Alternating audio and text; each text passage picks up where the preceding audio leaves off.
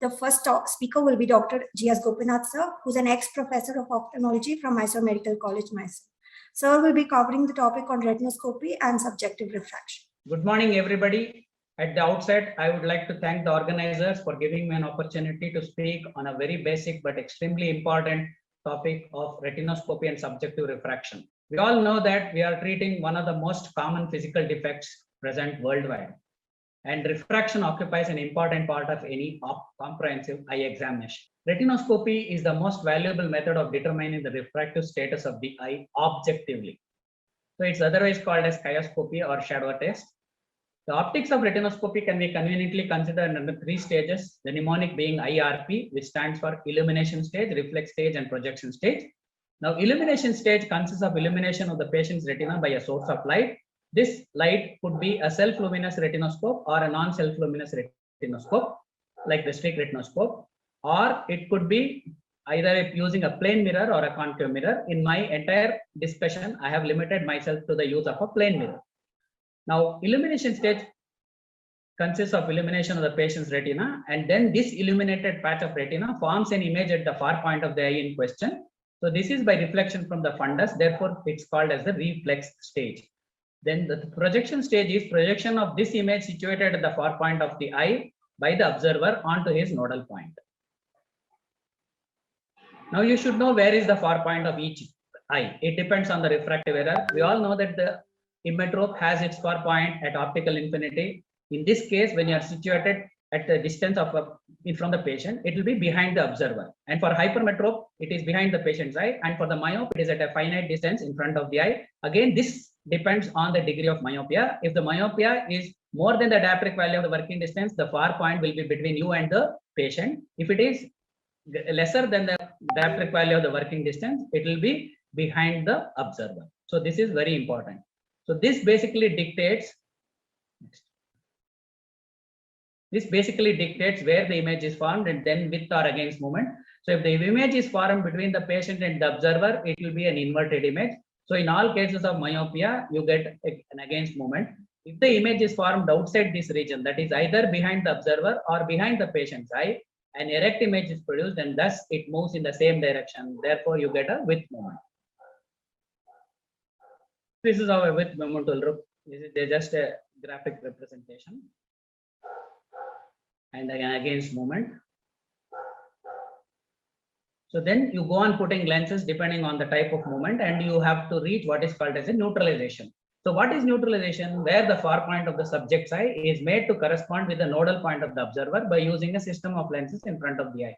So at this point, the patient's refractive error together with the neutralizing lenses in place is equivalent to the dioptric value of the working distance. Dioptric value means it's the reciprocal of the working distance.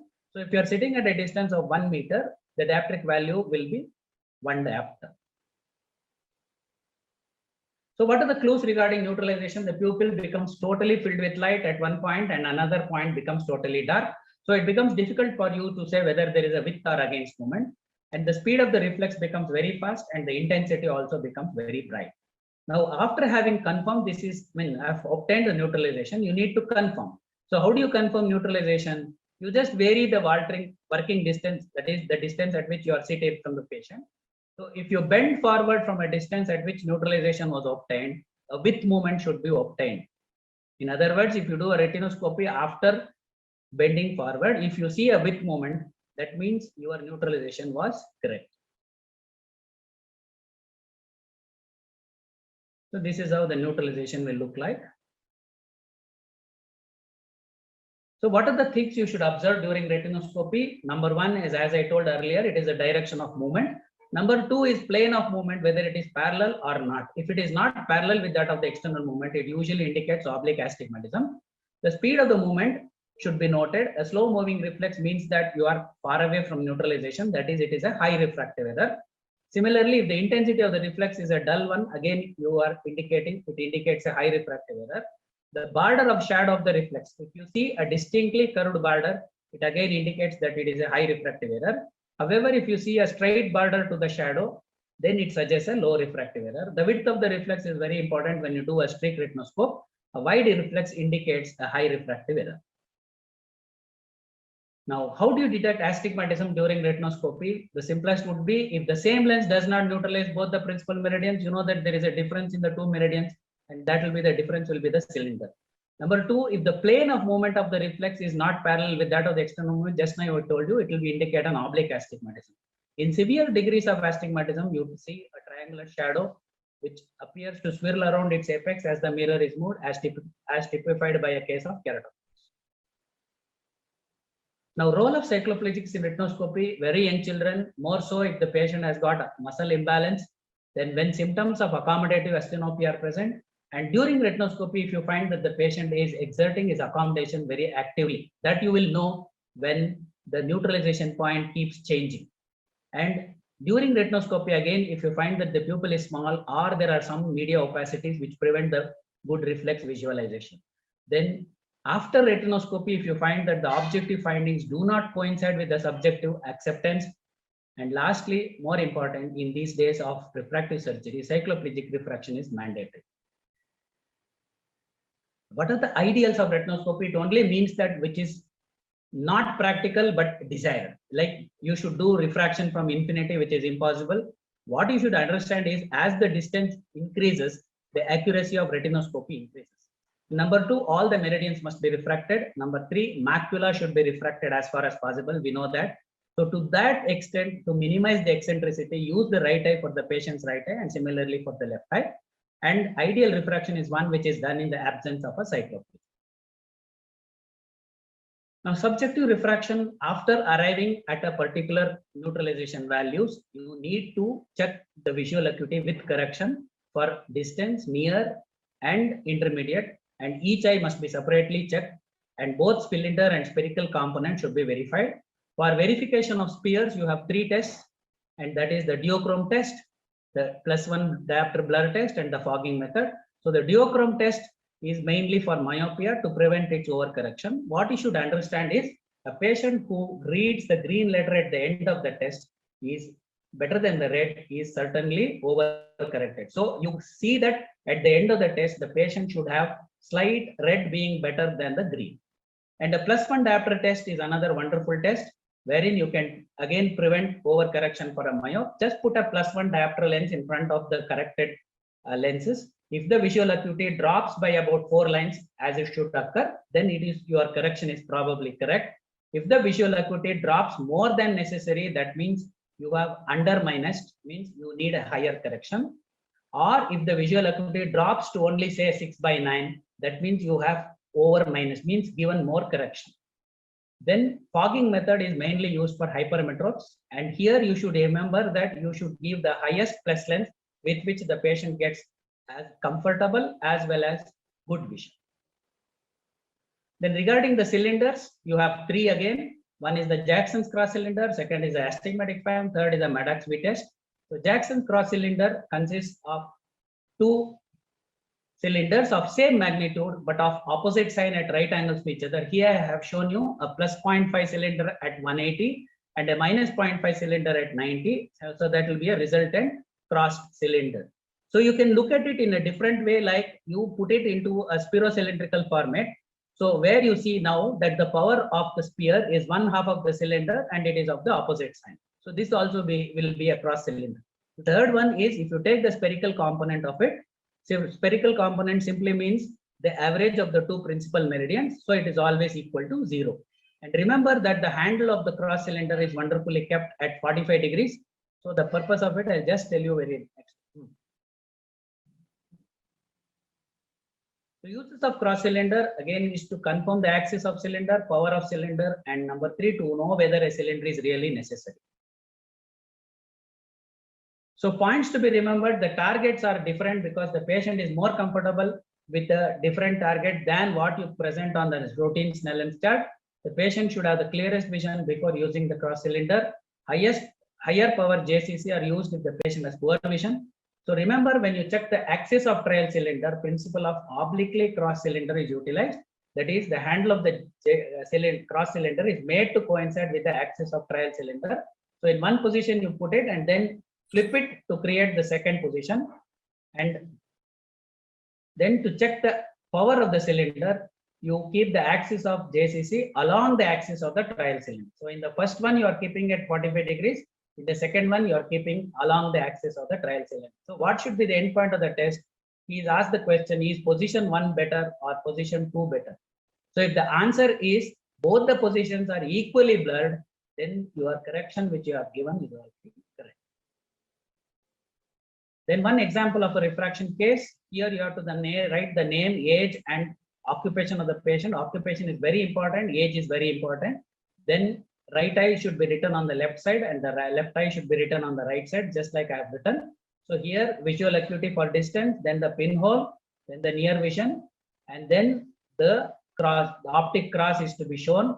Here remember, optic cross is simply the two principal meridians which are written. And most important for any refraction, you have to show the optic cross and you have to write the neutralization points, and underneath that you have to write two things very important. One is the working distance, another one is whether it is a dry refraction or a wet refraction. And you can write it the subjective like this and put it in the box and fill up the sphere and the cylinder, and please write the axis with an arrow so that you are sure about the axis you want, so that sometimes your handwriting may not be good. So the optician should not be led to a confusion. So with that intention, this particular arrow is. Thank you, Dr. Gopinath sir, for the wonderful talk on refraction, which is a very important topic, both in terms of case presentation in our exams, as well as even in our clinical practice, as most of the patients walking into the OPD will all be most of them will be having refractive error. So thank you for simplifying refraction for us. So the next topic will be dealt by Dr. Shweta M, who is an assistant professor in the cornea department from Minto Ophthalmic Hospital, Bangalore. She'll be covering the topic on contact lens types, fitting, and its complications. Good morning, everyone. At the outset, I would like to thank KOS for giving me this opportunity. I will be speaking about contact lenses. I will be limiting this talk to types, fitting of contact lenses, and complications. Based on the anatomical position, the nature of material, the design, the wearing schedule and purpose, there are various types. Based on anatomical position, they can be scleral, corneal or semiscleral lenses. Based on the nature of material used, it can be PMMA, which are used in non-gas permeable lenses, or CAB or silicon, which are used in gas permeable lenses, or hydroxyethyl methacrylate, which are used in soft contact lenses. Based on the type of wear, it can be daily wear, extended wear or disposable. The design of contact lens can be spherical, aspheric, toric, bifocal, progressive, multicurve or reverse curve. Reverse geometrical lens designs, which are used in orthokeratology, have a flatter central base curve when compared to the periphery. Based on the purpose of contact lenses, in therapeutic purposes, they are used in recurrent corneal erosions, non-healing corneal ulcers, persistent epithelial defects, and small perforations. And for optical purposes, they are used in myopia, hypermetropia, astigmatism, anisometropia, aphakia, and keratoconus. There are other indications like cosmetic, occupational, diagnostic, or operative. For all practical purposes, contact lenses we mean optical or therapeutic. The design, description, and parameters. Firstly, the base curve. It is the radius of curvature of the central portion of the posterior curvature of the contact lens. It depends on the curvature of the corneal apex. It abuts the anterior surface of the cornea. So this is the radius of curvature of the central portion of the posterior surface of the lens. The diameter is a chord diameter which is edge to edge, and this is the optical zone. A steeper lens has a lesser base curve than a flatter contact lens. Coming to contact lens terminology, wettability is the adherence of the liquid to the surface of contact lens, which depends on the contact angle, which is nothing but the angle between the edge of a drop and the surface of contact lens. More the contact angle, poor wettability, which are seen in hydrophobic lenses, and lesser contact angle, complete wetting seen in hydrophilic lenses. Oxygen permeability is the transmission of oxygen through a material of a contact lens, which depends on the water content of the contact lens, and the decay value, which is diffusion coefficient and solubility coefficient. Transmissibility is the permeability of oxygen through a particular thickness of lens. Light transmission depends on the optical quality of the material, and the other is the refractive index of the lens. So rigid non-gas permeable lenses which are made up of PMMA have more disadvantages than advantages because of their impermeability to oxygen. Semi-soft lenses or rigid gas permeable lenses, they have an improved transmission of oxygen as the PMMA is copolymerized with other monomers. Hydrophilic soft contact lenses are cross-linked with polymers like ethylene glycol. The examples are hydroxyethyl methacrylate, vinyl pyrrolidine. The advantages of contact lenses: they are more comfortable, they have good gas permeability, there is no spectacle blur, there is minimal movement of lens and less chances of loss, whereas they have disadvantages like they are less suited to correct astigmatism, less durable, scratched or torn easily, more difficult to handle, soft contact, and they are prone to have deposits. And coming to fitting of the contact lenses, it is different from rigid and soft. And how to evaluate a candidate for contact lens? The best age group is 15 to 40 years with a refractive error more than a minimum of 1.5 diopters, with a K reading of 41 to 46 diopters, T-but of more than 10 seconds, a regular cornea with regular astigmatism, normal lid position and adequate manual dexterity. Obvious contraindications are lid infections, conjunctival problems, corneal dystrophies, keratitis, scleritis, diseases of lacrimal sac and severe dry eye. How do you evaluate a patient? Take a thorough history, rule out contraindications, do a thorough ocular examination of anterior segment, tear film evaluation, blink characteristics, measure the corneal diameter, pupil diameter and palpebral fissure width, and do a good refraction. Keratometry is done to determine the corneal curvature. A conventional topography or video keratoscopy should serve the purpose, as we are more concerned with the anterior surface of the lens. How do we do a trial lens fitting? With a set of prefabricated lenses. Select the diameter. It is generally 9 mm plus or minus 0.5 mm. The base curve is generally the flatter K value, and power is calculated from refraction and corrected for vertex distance. How do you evaluate the lens after the fit? Under the slit lamp with a fluorescein. Assess the position. It should cover the pupillary area in all directions of gaze. Look for abnormal positions like high reading lenses and low reading lenses. How do you assess the base curve? Flat base curve has excessive movement, and after you stain with fluorescein, there is a black band in the center which denotes central touch, and there is a diffuse green pattern elsewhere. Steep curve, there is pooling in the center with a bright green area and heavy touch in the intermediate zones. So what is an ideal fit? It has an apical appearance, mild mid-peripheral touch and a peripheral clearance. Finalize the diameter which is related to the base curve. A large lens should have a flat radius to produce the same effect as a small lens with a steep radius, and then finalize the power by over refraction, and then specify all the parameters. Problems with rigid lenses: early it can be due to excessive watering, incorrect lens power, residual astigmatism and scratches. Late or warpage and edema. What is spectacle blur? It is usually seen after 12 hours of wear. If it lasts more than 1 hour after removal and wearing of spectacles, it is treated as overwear syndrome. It is due to tight fitting lens and induced changes in the corneal curvature. The patient can be aware of the presence of lens during the adaptation period. It could be due to flat lens, thick edges and foreign body under the lens. Pain after contact lens insertion, immediate, is due to poor technique. Pain after 3 to 4 hours is due to overwear syndrome. Then soft contact lens fitting, the history and evaluation is same, but selection of trial lens, the overall diameter, it is 2 mm more than the horizontal visible iris diameter. The base curve is chosen flatter than the K, depends on water content of the lens, and then finalize the power. Evaluate the fit by allowing sufficient time. Never use fluorescein. How do you evaluate the base curve? Assess the movement of the lens, assess the centering of the lens, assess the effect of blink on visual acuity, and see if there is any compression of conjunctival blood vessels and scleral indentation, and assess the effect of blinking on retinoscopy reflex and keratometry Myers. This is compression of blood vessels by steep fitting lens. What are the complications of contact lens wear?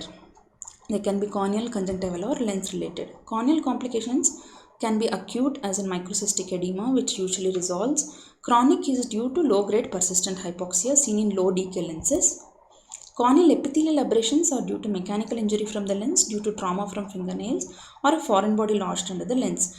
Presence with pain, redness or tearing confirmed by fluorescein. Remove the lens and give topical antibiotics.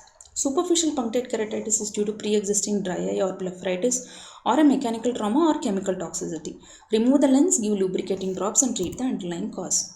Corneal staining is again due to poor fitting lens. It can be arcade staining due to sharp irregular red, or a 3 and 9 o'clock staining, which is seen in the periphery of the cornea. It is due to a poor fitting lens. Sterile corneal infiltrates is due to an inflammatory response to a specific antigen, usually to the preservatives. There are small peripheral subepithelial or stromal infiltrates. And the treatment is you discontinue the contact lens and give topical steroids if you are sure that it is sterile. Corneal Neovascularization is due to chronic corneal hypoxia due to tight or thick lenses. They are seen in low DK and RGP lenses. They can be superficial or deep, usually extending less than 1 to 2 millimeters on the cornea. Discontinue the lens, refit with high DK lenses. Microbial keratite is the most dreaded complication. It is commonly seen in soft lens due to overnight wear, predisposed by poor personal hygiene, inadequate lens disinfection, contaminated solutions, and swimming with the lenses on. Most common isolates are Pseudomonas and Acanthamoeba, presents with typical features of bacterial keratitis or Acanthamoeba. Discontinue the lens wear, send for scraping, then medically can be managed. If not, might need a corneal transplant. Educate the patient about better lens hygiene. Corneal warpage is due to alteration in the shape of cornea due to altered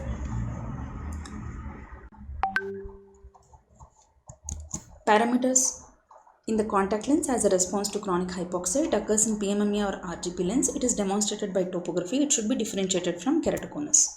Corneal endothelial changes, it's a bleb response reported within minutes of use of thick soft contact lens. It is transient and resolves after 30 minutes. Polymegathism and pleomorphism are due to long-term contact lens wear. Conjunctival complications can be allergic, GPC, or superior limbic keratoconjunctivitis. Lens-related complications can be due physical damage to lens, discoloration, lens loss, or deposits. Deposits can be protein, lipid, or calcium. Lastly, contact lens acute red eye. It manifests in the early morning waking hours. It is due to inflammatory reaction to the contact lens laden with gram-negative organisms like Pseudomonas, Aeromonas, or Serratia. They release endotoxins onto the ocular surface. They are seen in extended wear tight lenses, but it usually resolves in 1 or 2 weeks. Thank you. That was an excellent presentation. Fitting of RGP contact lens is more of a art rather than it is both a skill and an art. And you get tremendous satisfaction on fitting an RGP lens. And it is very important to know the basic parameters. And basically, it is very simple. Over a period of time, with an accurate keratometry reading, and if you got an assistance with a pentacam, taking the average K, you can fit the contact lens very well. Within 1 or 2 lens, only you can get the desired lens. Calculating the base square, low refraction. Fitting a contact lens requires the execution of accurate refraction also. So the next talk will be by Dr. Naveen Gopal, Medical Director Gopala Nethralaya, and his topic is role of biometry in preventing post-operative refractive surprises post-cataract surgery. Good morning, everybody. First of all, I would like to thank the KOS for giving me this opportunity for sharing my views about biometry and post-op refractive surprises. Today, I'll be talking about applanation, immersion techniques, and optical biometry. Coming to the basics of ultrasound biometry, usually the few of the components which are involved in ultrasound biometry are the transducer, amplifier, and the display monitor. The ultrasound biometry frequency, which is usually used in all the commercially available machines, is between 10 to 12 megahertz. Here, a thin parallel sound beam emitted from the probe with echo bouncing into the probe tip as the sound beam strikes each interface. So what is an interface? An interface is a junction between the two media of different densities and velocities. So what do we see during the A scan printout? The first spike what we see is the anterior corneal surface. Second is the anterior lens surface. Third is the posterior lens capsule. Fourth is the posterior vitreous or retinal surface. Fifth is the choroid or anterior scleral surface. The echoes received back into the probe from these interfaces are converted by the biometer to spike arising from the baseline. The greater the difference in the two media at each interface, the stronger the echo. That is why you see big spikes at the corneal level, to lens level, and at the scleral level. What are the instrument settings that we use in the A scan? Few things what you need to know about is the measurement mode. Either it is in the contact or in the immersion mode. Second is the gates, gain, eye types, which you need to. Eye type is nothing but left or right eye, which you are doing. Each and everything what you choose in the A scan is very important. What is gain? Initially a high setting to assess the overall appearance, later at reduced setting to improve the resolution of the spikes. Resolution is nothing but the ability to display two interfaces that lie in close proximity as separate echoes. What are gates? These are nothing but electronic calipers which is on the display screen that measures the distance between the two spikes that I already showed you. The general formula used here is the distance is equal to the velocity into time. A few of the A-scan general facts are 50% of all the post-op refractive errors are due to the A-scan errors as stated by Olsen, and more than 2 diopters of IOL refractive surprises is due to the A-scan related not being done properly as stated by Holiday. How do we do applanation? For accurate measurement by applanation, the probe is required to be placed directly on the corneal surface. This can be ideally done at the slit lamp, but which is rarely followed as shown in the figure. What we usually do is we either make the patient sit in the supine on the chair or lie down the patient, and without compressing the cornea, we place the probe just gently over the tip of the cornea and start measuring. But usually, typically, it is being compressed at around 0.14 to 0.28 millimeters. Tips to get the applanation right are: make the patient look straight at a target. If either the patient is in the sitting position or in the supine position, slightly more accurate in undilated pupils, because the pupil you always know you are at the center of the lens and the center of the pupil. Make sure your line of the sight is parallel to the anterior corneal surface of the patient. When corneal echo and scleral echoes are high and steeply raising, then it means that beam is most likely on the visual axis. Standard deviation of more than 0.2 should be deleted. Difference between the two eyes of more than 0.3 millimeters, you have to repeat the scan. What are the advantages of applanation? It is easier on the patient. It gets over quickly. But the basic limitations of applanation is the amount of compression and the amount of experience needed to do the applanation. See, even 1 millimeter of corneal compression can lead to 2.5 diopters, up to 3 diopters of IOL surprises later.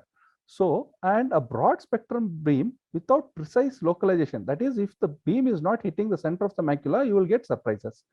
If there is excess of fluid in between the probe and the corneal interfaces, you will get wrong readings. And if you choose instead of right, if you choose a right eye and do it in the left eye, you will get wrong readings again. So again, potential for incorrect distance measurements are all this which I have said above. So to avoid few of this, we can do immersion biometry. What is this? This is accomplished by placing a small spherical shell between the lids, filling it up with the saline, and immersing the probe into the fluid. This is more accurate than applanation because the corneal doesn't get corneal surface doesn't get compressed.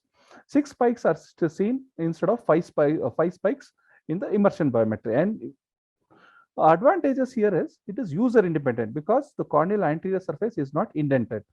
Error due to the compression of corneas is completely eliminated here. So you have a better repeatability.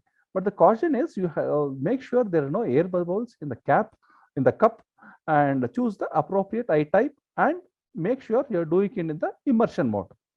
What is non-contact or optical biometry? This is based on the partial coherent interferometry and swept source principle, same as what we do in OCT. It gives axial length along with anterior chamber depth and corneal curvature. What is the advantage of optical biometry? It is highly accurate and it is user independent.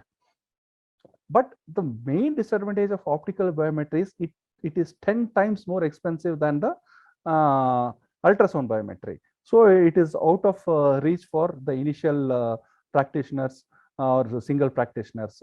And one more major limitation is it does not work on mature or advanced cataracts. Keep this in mind about the optical biometry.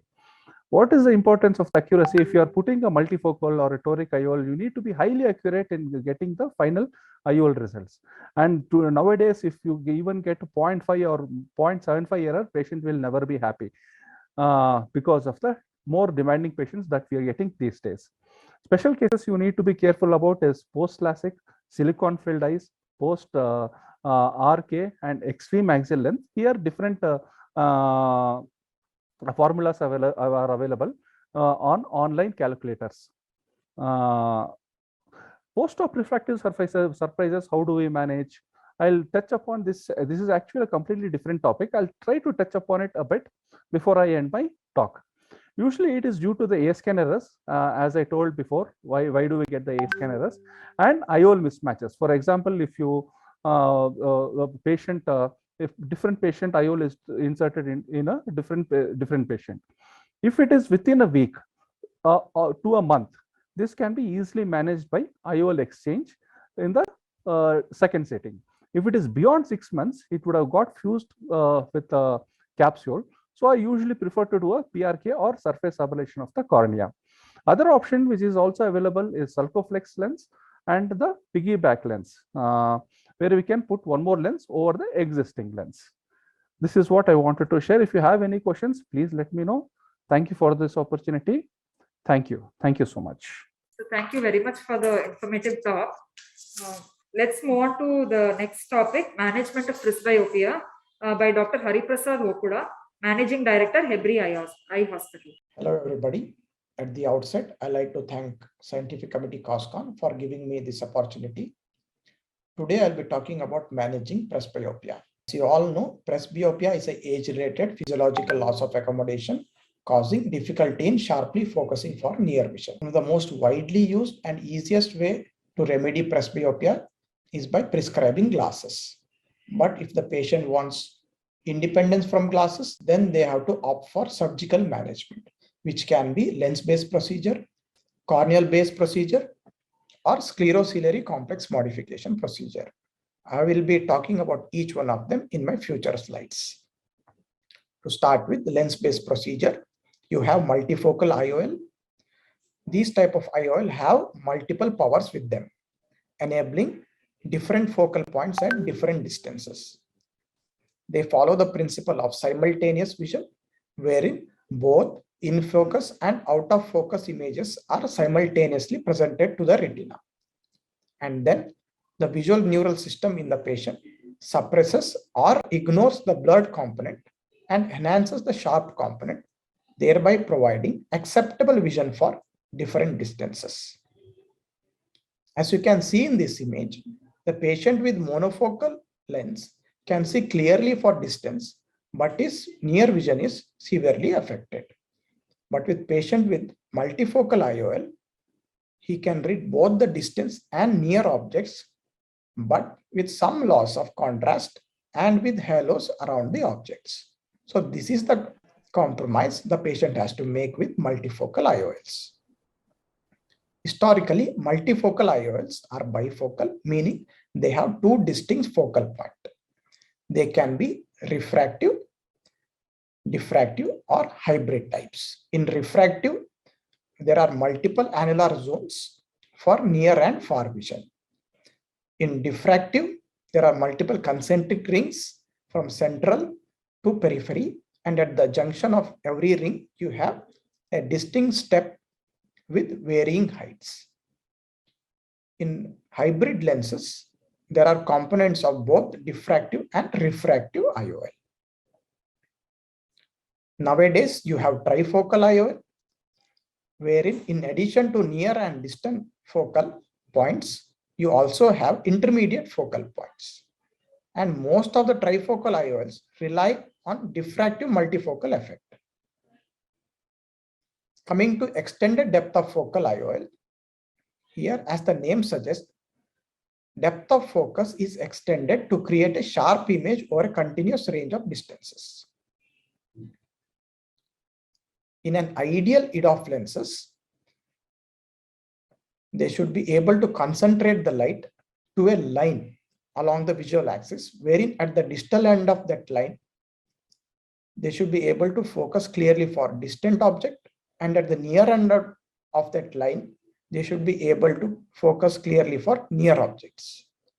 But in real world scenario, this is not possible because it wouldn't follow the laws of physics. So what we can hope is these EDOF lenses should be able to focus the light to a narrow channel instead of a single line. And this narrow channel is stretched over an extended range. And finally, the ultimate visual acuity and the range of EDOF lenses is then determined by the length and the width of the narrow channel. Lastly, you have presbyopic phakic IOLs, which can be used in patients with clear lens. Coming to corneal inlays. Inlays are basically biocompatible synthetic implants, which are usually placed intrastromally in the non-dominant eye. There are three types. In refractive inlay, it basically alters the refractive index of the cornea. Camera inlays, which increases the depth of focus in the patient. And then you have raindrop inlays, which alters the corneal curvature, making it slightly on the prolate side. The thing with inlays is it doesn't remove any corneal tissue. It is much of an additive procedure. And if at all in future, surgeon wants to remove it, it is easily reversible. And the newer inlays are very small in size and they are permeable to nutrients and water. So they don't affect the nutrition of the cornea in any way. Coming to laser-based procedure, you have presbyon, also called as laser blended vision. Then you have central presbyLASIK. And lastly, you have intracor. In presbyon, it follows the principle of micromonovision, wherein the non-dominant eye is made slightly myopic by 1.5 diopters. And then controlled spherical aberration is induced in both the eyes, which increases the depth of focus in the patient. And finally, by bilateral neural summation in the brain, patient is able to see clearly for distance, intermediate, and near objects. Coming to central presbyLASIK, it is basically a multifocal treatment wherein the central cornea is made slightly steeper and the peripheral cornea is made slightly fatter. So central cornea facilitates near vision, peripheral cornea facilitates distance vision. So by design, it is a very much a pupillary dependent procedure. And also while treating, alignment is very important. Otherwise, it will induce a lot of aberration, finally affecting the visual quality in the patient. There are three types in central presbyLASIK. One is custom U treatment, next is supracor, and lastly you have presbymax. All these follow the basic principle of central presbyLASIK, wherein the central cornea is made slightly steeper, facilitating near vision, and the peripheral cornea is made slightly flatter, facilitating the distance vision. Next is intracor. Intracor is a femtosecond laser-based procedure. The previous procedures were excimer-based. In intracor, multiple intrastromal femtolaser pulses are given in a concentric ring fashion. So what this does is it creates a central hyperprolate cornea, facilitating near vision, and peripheral cornea becomes slightly flatter, facilitating far vision. Lastly, you have sclerociliary complex modification procedure. Again, there are two types. One is scleral spacing procedure and laser-based procedure. In scleral spacing procedure, multiple PMMA segments are placed in the scleral pockets in different quadrants of the sclera. What this does is it lifts the sclera slightly, thereby creating some space between ciliary muscle and crystalline lens, thereby restoring accommodation in the patient. In laser-based procedure, we use erbium yard laser to ablate multiple spots on the sclera using 600 micron laser spots. So this is presumed to free the ciliary muscle to contract normally. So again, restoring some amount of accommodation in the patient. Among all the surgical procedures, most widely and commonly used to treat presbyopia is lens-based procedure. So to conclude, at present, there are several options to correct presbyopia and make them independent from glasses, but ideal procedure is yet not available. So till then, patient selection becomes very important to have a very good outcome in your patient. Thank you. Thank you, Dr. Hari Prasad, for the talk. I would like to thank all the speakers for their very informative talk. As far as retinoscopy is concerned, it is always better to do a combination of the dry retinoscopy and static retinoscopy and the dynamic retinoscopy, because most of the times in patients who are hyperopes and who are having some accommodative dysfunction, dynamic retinoscopy will be able to help in picking up the findings.